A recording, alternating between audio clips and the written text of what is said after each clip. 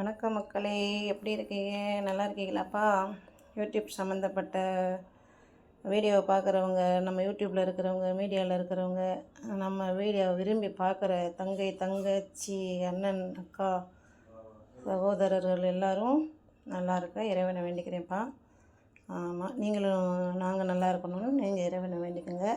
செல்வி அக்கா சேனல் மாண்டேஷன் ஆகணும்னு வேண்டிக்கோங்க.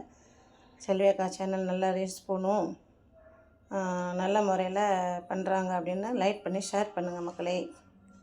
வீடியோஸ்னால் ரொம்ப வந்து லைட்டு நிறையா இருக்குது, ஷேரிங் நிறையா இருக்குது, சப்ஸ்கிரைபும் நிறையா இருக்குது அப்படின்னு மனம் ரொம்ப நிறைவாக சந்தோஷமாக இருக்குது. ரொம்ப சந்தோஷம். நீண்ட நாள் கனவு என்னன்னு தெரியுங்களா? எனக்கு எதையுமே சாதிக்க முடியல. நம்ம அந்த யூடியூப்லேயாவது ஏதாவது நம்மளுக்கு தெரிஞ்ச வீடியோவை போட்டு ஏதோ ஒரு பேர் கிடைக்கும் அப்படின்ற மாதிரி தான் வீடியோ போட்டுட்ருக்கேன். அவங்களுக்கு பிடிக்கும்னு நினைக்கிறேன்.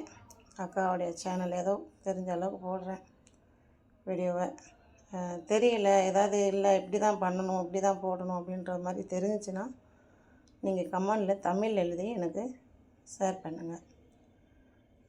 இது பூக்களை வச்சு அக்கா வீடியோ போடுறாங்க அப்படின்னா வெளியில் எங்கேயும் போகிறதுக்கான வாய்ப்புகள் இல்லை எனக்கு.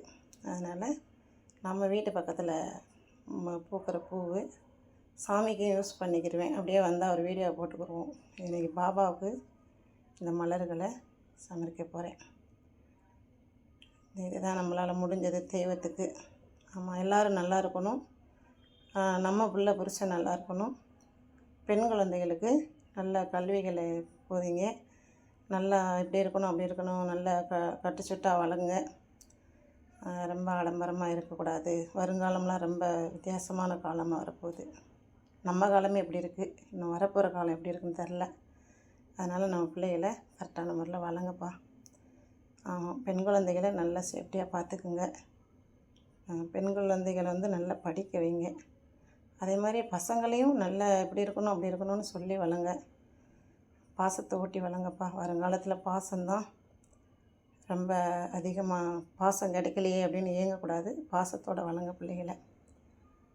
சரிப்பா, வீடியோ பிடிச்சா லைக் பண்ணுங்கள், ஷேர் பண்ணுங்கள் மக்களே. தேங்க்யூ. வாழ்க வளமுடன்.